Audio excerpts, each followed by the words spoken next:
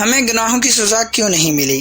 ایک آدمی اللہ والے کی خدمت میں حاضر ہوا اور عرض کیا، ہر گناہ کی کوئی نہ کوئی سزا ہوتی ہے، میں نے آج تک ڈھیروں گناہ کیے ہیں لیکن اللہ نے آج تک کوئی سزا نہیں دی۔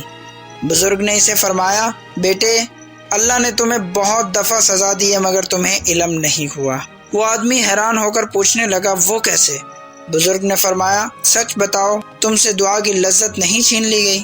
کتنے دن گزر چکے ہیں کہ تم نے قرآن مجید کی تلاوت نہیں کی، اتنی طویل راتیں ہیں تمہارے سامنے لیکن تم اپنے رب کے سامنے کھڑے ہونے سے قاصر ہو، کتنی مدت گزر چکی ہے کہ تمہیں ذکر الہی میں مزہ نہیں آتا، تم پیسے اور شہرت کے لیے حد درجہ بڑھتے چلے جا رہے ہو۔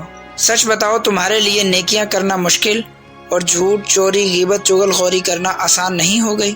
سچ بتاؤ کیا تم اس حالت میں نہیں پہنچ چکے ہو کہ دنیا تمہارے سامنے اور آخرت کو بھول چکے ہو؟ اگر یہ سب سچ ہے تو اس سے بڑھ کر اللہ کی اور کیا سزا ہوگی؟ ناظرین، اللہ سے دعا ہے کہ اللہ ہم سب کو اپنی ناراضگی سے محفوظ فرمائے۔